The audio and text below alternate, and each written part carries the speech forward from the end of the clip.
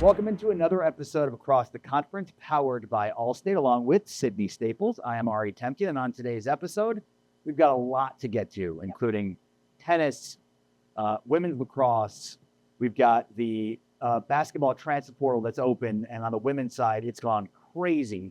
And then, of course, spring sports are heating up with baseball and softball. So, Sid, let's start right there on the baseball diamond, where Kansas continues to keep pace at the top of the league. They took 2 out of 3 against Oklahoma State. Arizona State continues their surge as well, as they took a very big series at the BYU team that's been one of the biggest surprises in college baseball this year. Where do you want to start? I want to talk ASU first, okay? And here's the thing. Let's get this off the table. Landon Harrison, right? 23-game hitting streak, second longest streak in the nation. Cool. And listen, we've talked about Harrison plenty on this show. How about Cole Cardone? You're throwing a 101-mile-per-hour heater? Excuse me. I do not want to be on the receiving end of that. I don't want to be on the plate trying to swing at that thing. Are you kidding? Well, and from a left-hand pitcher, that kind of heat comes with some movement and in a weird arm slot. So, I mean, yeah, that's almost impossible to hit, which is why you had how many strikeouts? 11 over 6 innings. Yeah. So, yeah, he was dealing. Yeah. And, you get a left-hand pitcher that can throw across to the other side of the plate on a right-hand hitter. Triple-digit speed is triple-digit speed, and there's times where college hitters can't catch up to it.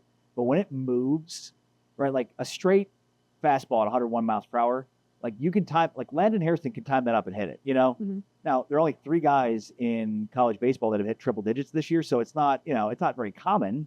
And 99 and 101 are different speeds, but it's the movement of that velocity that is just basically impossible to hit. And that's what, what scouts are looking for is, okay, he can throw triple digits, but is there movement on it? Is he, and with Carlone, I mean, that he can deal now. Like, that's not just 101 coming straight at you.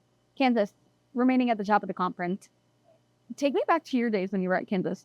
How good of a baseball program has Kansas been notorious? No, not. Really? Yeah. So what do you think is different about this season to them? Well, Dan Fitzgerald was hired a couple of years ago, and all he's done in now 2 years is lead Kansas, unless they completely fall off the mat, to back-to-back NCAA tournament appearances. So, like, the opportunities for Kansas to be a tournament team, that was few and far between under Rich Price, who was there for multiple decades. Expectations have changed now. I think, it was okay years ago for your athletic department to be buoyed by one program. If you were really good at football, great, awesome, that's all you need. You're really good at basketball, like Kansas has been. That's kind of all you need.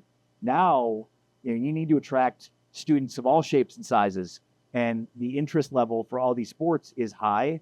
And not only that, but you want to attract all different kinds of not just consumers of those sports, but people that can compete in those sports. So, I mean, we cannot shortchange what Dan Fitzgerald has meant to this program. It's kind of remarkable what he's done to take basically a pedestrian program that was for 2 decades under Rich Price and turn it into, what it's become. Now, the other side of that is, how long will he be at Kansas? It's not a known baseball program. The SEC is, without a doubt, the best league.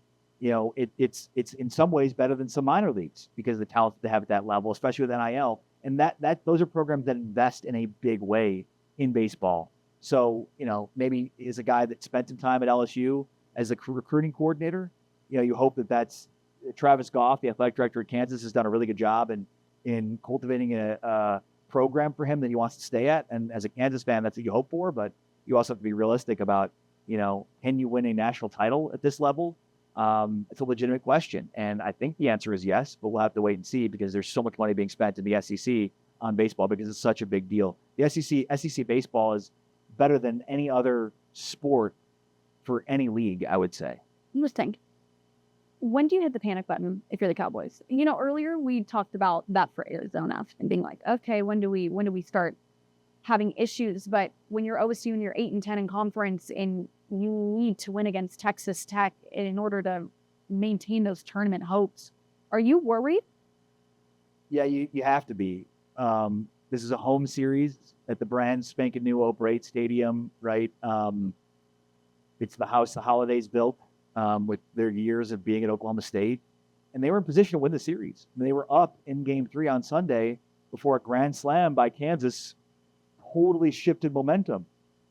and that's where Kansas won it. So it would be hard not to press the panic button for Oklahoma State because it's now been back-to-back years where you're underperforming relative to expectations. Josh Holiday's a really good coach. I think he'll get it figured out. But yeah, I mean, it'd be hard not to press the panic button now because like it's now or never. And especially like you can't lose series at home. Yeah. You just can't. Especially if you fancy yourself a Big 12 contender. Cowgirls, on the other hand. Man, if I was an Oklahoma native and I was an OSU fan over OU, I would be loving life this past weekend. OSU taking down #1 Oklahoma in Bedlam last week. I mean, that's got to be good, man. Well, I mean, Oklahoma is just a dominant force in softball. They've been under Patty Gasso. They're the standard. And even though it was Texas and Texas Tech in the national title last year, like Oklahoma is always in it. So, yeah, I mean, that's as impressive as it gets. When Oklahoma was in the conference, Oklahoma State had a lot of opportunities to beat them and rarely did because that's a dominant force. Softball matters more in the state of Oklahoma than it matters in any other state in the country. Oklahoma State is one of 7 Big 12 programs with 30 wins. Of course, we already know the Red Raiders going to be up there. UCF, Kansas, Arizona, ASU, and Utah joining them. Arizona sweeping Houston and outscoring the Cougars 31-10 across the 3-game sweep. Sun Devils have now won 4 straight. It's the most relative winning streak in the conference outside of course, what's going on up in Lubbock. Texas Tech, we all know how that goes. Which sets up a huge weekend series between Arizona State and Texas Tech. Yes, it does. Kenzie Brown, can you tell me a little bit more about her from Arizona State? Yeah, I mean, Big 12 pitcher of the week, 165 strikeouts. That leads the Big 12 right now, 9th nationally. Look, anytime you look at teams that make deep runs in the NCAA tournament that get to Oklahoma City, they're going to have an ace. They're going to have a top line pitcher that they can throw out there for tons of innings, and Arizona State has that. So when you look at like who has at the top of the league right now, like who are teams that can compete to get to the College World Series, and Arizona State's one of them simply because of Kenzie Brown. Yeah. On the way next, we still have our crazy stat of the week, under the radar, tennis. Man, we got a lot to get to. A lot. Women's lacrosse. On the way next, so let's get cover everything going on in women's college basketball because there's a huge intra-conference transfer which we'll dig into next. With Sydney, I'm Ari. This is Across the Conference, powered by Allstate on Big 12 Studios.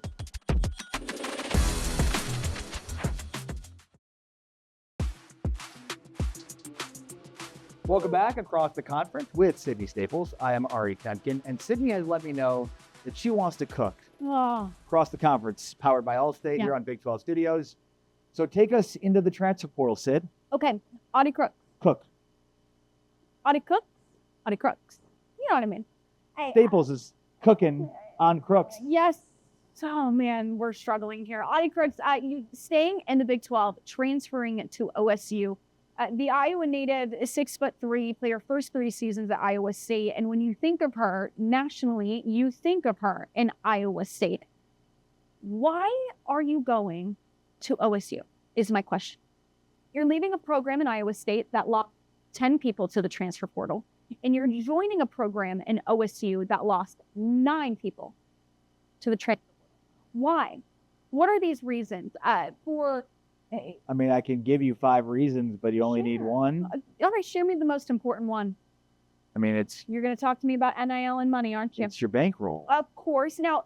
And look, let me just quickly add, first of all, there's been a couple of numbers thrown out there with her, and who knows what's accurate and what's not. I think the one thing I've learned about the portal is most of these numbers that are being trumpeted in the media aren't exactly correct. But the WNBA is not exactly known. Like the NBA, you can make a lot of money playing in the NBA if you're really good. The WNBA is not at that point right now. So they're at a point, women's basketball players, college players and women's college basketball players, easy for me to say, where they can out-earn their future earning potential as WNBA players. The Cavenders even did that. That was one of the reasons not going into the league is because they could make more money doing what they were doing on the social media front alone. And Audie Crooks is somebody that will eventually make a living playing basketball professionally.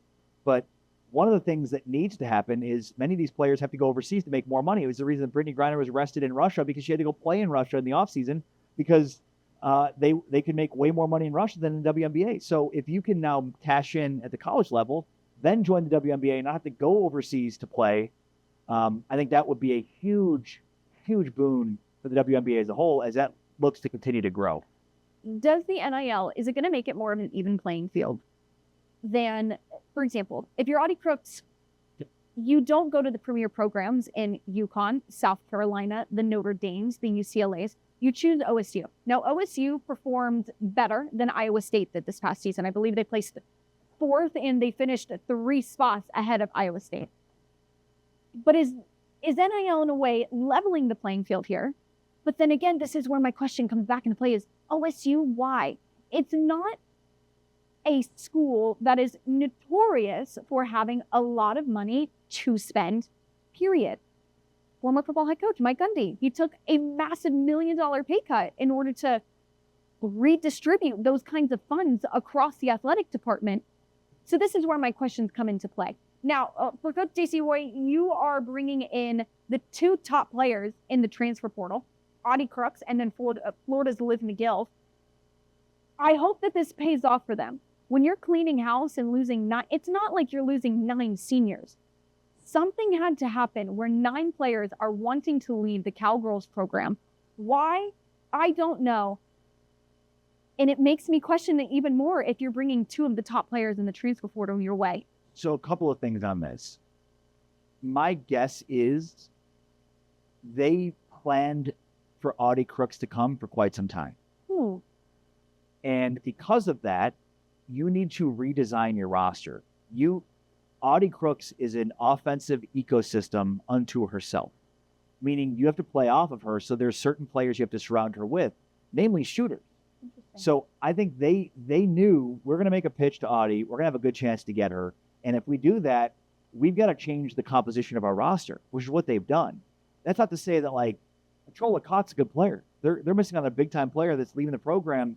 That was a big reason for why they were a tournament team last year. But you can't have a Chola Kott along with Audie Crooks, and especially given what you have to pay her to keep her, you'd rather pay the money on Crooks. So I think there was a cleansing of the roster to a degree on purpose to make room for Audie Crooks and then the players subsequently you'd need to surround her with and the money associated with it.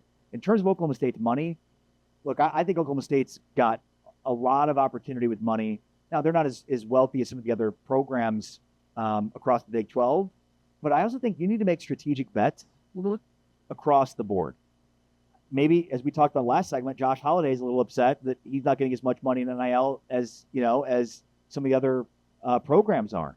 What is in the water in Stillwater? I don't know. Audie Crooks, you're going to start drinking it here, baby girl, and we'll know more next season when these things come back around. We can revisit this and go, wow, what a move that was for either good or bad. Well, and look, TCU is going to have some significant roster turnover, but we know that they're going to reload with high-level players. Yeah. And again, like where I think in a world in which in men's basketball and football, like there's a lot of money being spent across the country. There's some teams and some programs are not going to spend very much money at all in women's basketball, and some are. And so like that, will it even the playing field? Probably not. It could create a greater division. But at this point, like women's college basketball has been so skewed by the top, and that hasn't changed even in this NIL era. Even where football has changed, I mean, Indiana in previous years could have never won a national championship in football. We're seeing it in basketball too. So yeah, I think it's funny how it seems like NIL and the transfer portal have had not as much of an impact on women's college basketball at the top as some of the other sports have. Alrighty. Ari, I want to talk tennis and I want to talk lacrosse. So let's hurry up and wrap this segment so we can do that, shall we? Let's talk tennis and women's lacrosse. Plus, we go under the radar. The most outlandish stat of the week. What are we calling it? We called Crazy stat of the week. Yeah. I like mine. Outlandish is better. Mm-hmm. Casey, take notes. That's Sydney. I'm Ari. Casey's producing back at our Big 12 studios. This is Across the Conference, presented by Allstate on Big 12 Studios.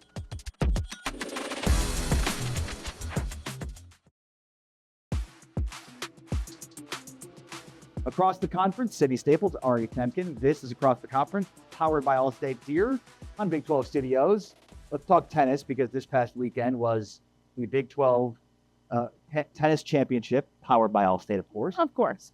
And the winners aren't as big of a surprise maybe as they'd appear, given that TCU swept it on both the men's and women's side. The surprise was the fact that like TCU didn't win the men's side, Arizona did, and still win the regular season and still won the conference championship. And same on the women's side. So TCU gets the sweep despite not being the one seed in either men's or women's. Sid? Okay, this is where I think we need to bring our under the radar into play, right?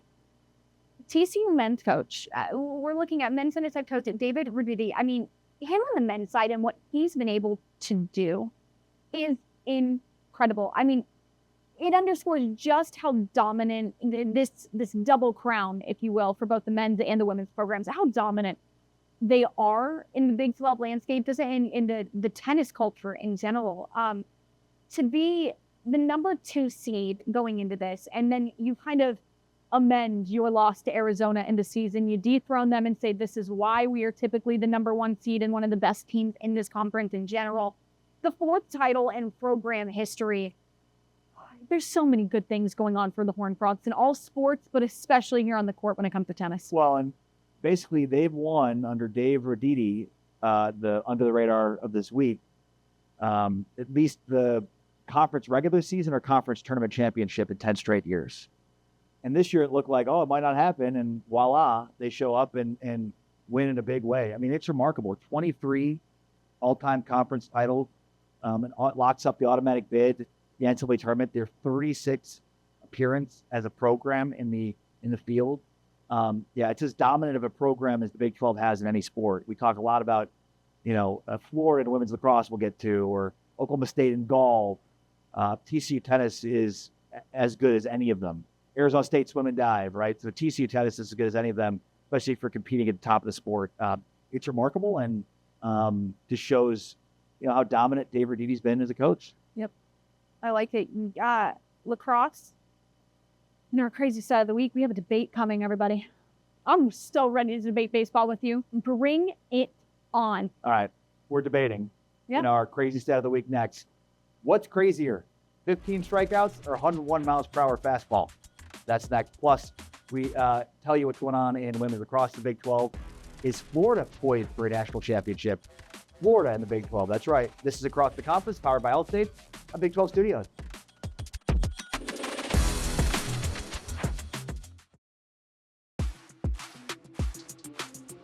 This is Across the Conference. I am Ari Temkin. She is Sydney Staples. We are presented by Allstate here on Big 12 Studios. Thanks so much for tuning in and checking us out here. We've got a big debate coming up for the crazy stat of the week. Ready yourself for it because I'm going to win it. All right. Who's judging it? Me. Okay, fine. You can be the judge. Our viewers. And, of course, you've already won the debate. But first, let's check in on women's lacrosse. This is the second year for women's lacrosse in the Big 12. This is a really strategic investment that Brett Yormark and the conference made. They added Florida, who's a powerhouse program. And, they've really done a great job at the top of the conference. Florida has gone to 3 Final Fours since 2012, including last year when they lost North Carolina in the semis. And they should be back in position to do that again this year. 20-4 overall last year, and 12-2 this year with a 9-game winning streak, with their only loss coming to Michigan and Navy in the early non-conference slate, both away from home.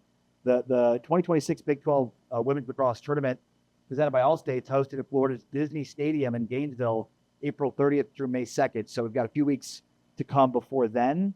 And look, Colorado is right there as another team that could potentially make the NCAA tournament when you look at the Big 12. So it's a small conference. I think there's only 6 participating members in women's across the Big 12, but mighty with Florida at the top. I like to see it expanding. As somebody that went to Lehigh and is all too familiar with the likes of Loyola and how dominant they are in the Patriot League, as somebody that went to Syracuse and Syracuse women's lacrosse being one of the nation's best all the time with the Northwesterns, the UNCs. I love to see that the sport is really expanding outside of the East Coast and Northeast, down to the south in Florida, just going out a little more west to Colorado. It's a fun one. And I think what I think is interesting is Bill Belichick has described lacrosse as honestly one of the best sports to watch, okay? Women's lacrosse is different from men's lacrosse. It's not nearly as physical. The thing is, it's still exciting. Quicker format of a game, and it's fun to see it expanding. Yeah, no, well said. And I think just on the women's side, it's getting better. And look, there's some badass women that play that sport. Yeah, it's fun to watch. And I'm sure you could admire that as a former college soccer player as well yourself. Indeed. Let's get to this debate, shall we? Because I'm ready to clean your clock. Okay, so Back in 2 minutes. clean your Glock. Wipe the table with you. All right, so crazy stat of the week. We've identified 2 stats which could equally be as crazy for this week. So what are they? Okay, we're going to talk about the 101 mile per hour pitch. Is that crazier than striking out 15 guys in a game? Here's what I'm going to say. So set the context up first. Fine, sure. Arizona State's pitcher, Cole Collum. thank you, Cole Carlone, had 101 miles per hour, one of just 3 pitchers in college baseball to do that this year. Meanwhile, Kansas junior pitcher Dominic Bagley, 15 strikeouts in a game against Oklahoma State. Mm-hmm. You ready? Yeah. Of course it's going to be vaguely. Here's why. You've thrown, how often do you see 101 miles per hour? Not that often. Cool. Therefore, it's not going to happen that frequently. I don't Correct. need to worry about it that often. Huh? What I do need to be worried about is getting struck out a team in the double digits. It happens far more frequently than throwing 101 mile per hour pitch. Yeah, but that's why I would argue that it's a crazier stat because only 3 players in college baseball have hit 3 triple digits this year. But I mean, the reality is they're both insane numbers. The first, because like you can throw 101 as we talked about, and like if it doesn't move, somebody's gonna catch. Like there are good hitters that will catch up to that thing. If you strike out 15 guys in a game, they're not catching up to anything. What would you rather do? Throw 100 mile per hour pitch in a season, or regularly get out guys in the double digits? If I can, the way you've just positioned that has set me up to say 15 strikeouts. Mm-hmm. I With told you I'm going to regularity. win this conversation. If I can pitch 100 miles per hour, that's my answer. Because I'm not just going to do it once. I'm going to do it multiple times. I'm going to strike out lots of players. By the way, I'm left-handed, so it's even better. You lefties. The group that you are. I'm only a lefty in sports. I'm only like half. Oh, so then you don't count. Yeah.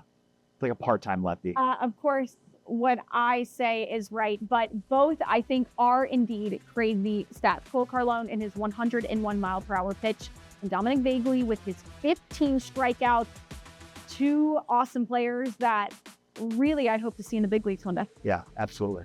All right. That'll wrap it up for today's episode of Across the Conference. We've got a lot to get to in the coming weeks with spring sports rounding out into conference tournaments, and of course, postseason play should be a lot of fun. For Sydney Staples, I'm Ari Temkin. This has been Across the Conference, powered by Allstate on Big 12 Studios.